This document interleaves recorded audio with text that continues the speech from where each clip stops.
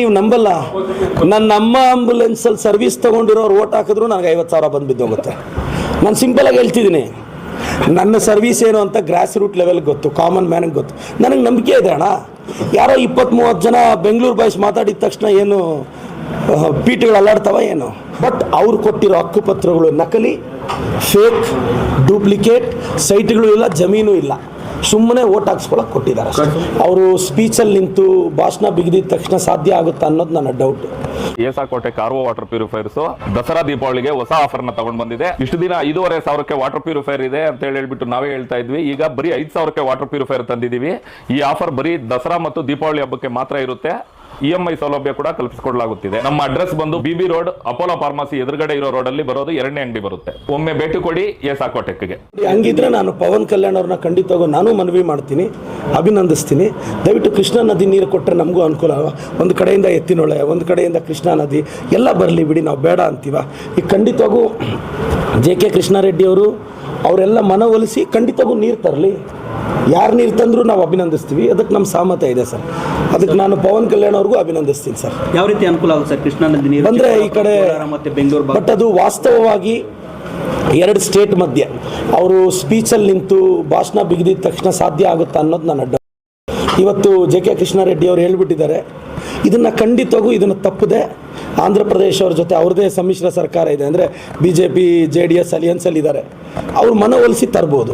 ನಾವು ಈ ರಾಜ್ಯ ಸರ್ಕಾರದಿಂದ ಏನೆಲ್ಲ ಕ್ಲಿಯರೆನ್ಸ್ ಬೇಕೋ ನಾವು ಕೊಡಿಸ್ತೀವಿ. ನಾನು ಹೇಳೋದು, ನಕಲಿ ಹಕ್ಕುಪತ್ರಗಳು ಕೊಟ್ಟು ಸೈಟ್ಗಳೇ ಇಲ್ಲ. ಹೋಗ್ಲಿ, ಯಾರಾದರೂ ಹಕ್ಕುಪತ್ರ ತಗೊಂಡಿದ್ದಾರಲ್ಲ, ಅವತ್ತು ಎಲೆಕ್ಷನ್ಗೆ ಮುಂಚೆ ಇಲ್ಲಿ ಚೌಲ್ಟ್ರಿಯಲ್ಲಿ ಆತ್ರವಾಗಿ ಅನ್ಸಿರಲ್ಲ, ಯಾರಿಗಾದ್ರೂ ಒಬ್ಬರಿಗೆ ಹಕ್ಕುಪತ್ರ ತಗೊಂಡಿರೋರಿಗೆ ಸ್ವಾಮಿ ನನ್ನ ಸೈಟ್ ಇದೆ ಅಂತ ಯಾರಿಗಾದ್ರೂ ಒಬ್ಬರನ್ನ ತೋರ್ಸಕ್ಕೆ ಹೇಳಿ. ನಕಲಿ ಹಕ್ಕುಪತ್ರಗಳು ಕೊಟ್ಟು ಸೈಟ್ಗಳೇ ಗುರುತಿಸಿಲ್ಲ. ಈಗ ಹಕ್ಕುಪತ್ರ ರದ್ದಾಗಿದೆ ಸರ್. ಹಕ್ಕುಪತ್ರ ನಕಲಿ, ಯಾವುದೇ ಸೈಟ್ಗಳನ್ನವ್ರು ಗುರುತಿಸಿಲ್ಲ, ಪ್ರಾಪರಾಗಿ ಅಲಾಟ್ಮೆಂಟ್ ಆಗಿಲ್ಲ. ಈಗ ಇವ್ರು ಮಾಡಿರೋ ತಪ್ಪನ್ನ ನಾವು ತಿದ್ದುತ್ತಾ ಇದ್ದೀವಿ. ಈಗ ನಾನು ಮತ್ತೆ ಸೈಟ್ಗಳನ್ನ ಗುರುತಿಸಿ ಕೊಡಬೇಕು. ಅಲ್ಲೇ ಸರ್, ಬಡವ್ರಿಗೆ మోస ಮಾಡಿಬಿಟ್ಟು ఇವರು నಮಗೆ ಹೆಂಗೆ డ్యామేజ్ ఆಗುತ್ತೆ? బడురుకు గొత్తు ఏమక మేము ఇచ్చిండాం ఏమక సైట్లో యామారు ఇచ్చి మీకు ఊరికే ఓట్లు వేయించుకోవాలని అప్పదు డూప్లికేట్ పత్రాలు ఇస్త్రీ. ఇప్పుడు నీతో పత్రం ఉంది కదక, పుడుకక్క సైట్ చూద్దాము. అక్క సైటు లేదు, పత్రాలు లేదు. నువ్వు తలసొడుపుకోవద్దు. నేను గవర్నమెంట్లో మాట్లాడి నీకేమో బాధపడి సైట్ ఇప్పించే ప్రయత్నం నేను చేస్తాను. ಸರ್, ಇವ್ರು ಏನು ಮಾಡ್ಬಿಟ್ಟಿದ್ದಾರೆ, ಎಲ್ಲೋ ಒಂದು ಕಡೆ 200 ಸೈಟ್ ಹಕ್ಕುಪತ್ರ ಕೊಟ್ಟಿದ್ದಾರೆ. ಜಾಗಾನೂ ಇಲ್ಲ, ಜಮೀನು ಇಲ್ಲ, ಬರ್ದಾಕಿದ್ದಾರೆ, ಸುಮ್ಮನೆ ಬರ್ದಾಕಿದ್ದಾರೆ. ಈಗ ಸರ್ ಇದ್ರೆ ನಾನು ತಡಿಯಕ್ಕಾಗುತ್ತಾ? ಇರೋ ಜಾಗ ನಾನು ಕೊಡದೆ ಇರಕ್ಕಾಗುತ್ತಾ? ಹೋಗ್ಲಿ, 22,000 ನೋಡಿ, ಇಲ್ಲಿ ನೋಡಿ, ಚಿಕ್ಕಬಳ್ಳಾಪುರ ನಕಲಿ ಹಕ್ಕುಪತ್ರ ನೋಡಿ. ಇದು ಈಗ ಪಾಪ ಹಿಂಗೆ ಕೊಟ್ಟಿದ್ದಾರೆ ಇವ್ರಿಗೆ ನೋಡಿ. ಇದು ಹಕ್ಕುಪತ್ರದಲ್ಲಿ ನಿಮಗೆ ಒಂದು ರೂಲ್ ಗೊತ್ತಿರಲಿ, ಈ ಫೋಟೋ ಪ್ರಿಂಟ್ ಆಗಂಗೆ ಇಲ್ಲ. ಪ್ರೋಟೋಕಾಲ್ ಪ್ರಕಾರ ನಿಮಗೆ ಗೊತ್ತಿರಬೇಕು, ಹೌಸಿಂಗ್ ಮಿನಿಸ್ಟ್ರು CM ಫೋಟೋ ಮಾತ್ರ ಇರಬೇಕು. ಅವತ್ತು ಬೊಮ್ಮಾಯಿ ಸಾಹೇಬರು, ಸೋಮಣ್ಣ ಸಾಹೇಬರು ಇದ್ರು, ಹೌಸಿಂಗ್ ಅಲ್ಲ ಬಂತು. ಈ ಫೋಟೋ ಬಂದಿದೆ, ಇದು ನಕಲಿ ಸರ್. ಹೋಗ್ಲಿ, ಈ ಸೈಟ್ ಬಂದಿದೆ ಅಲ್ವಾ, ಕರ್ಕೊಂಡೋಗಿ ಇದು ನಿನ್ನ ಸೈಟ್ ಅಂತಮ್ಮ ಅಂತ ತೋರ್ಸಕ್ ಹೇಳಿ ನೋಡಿ.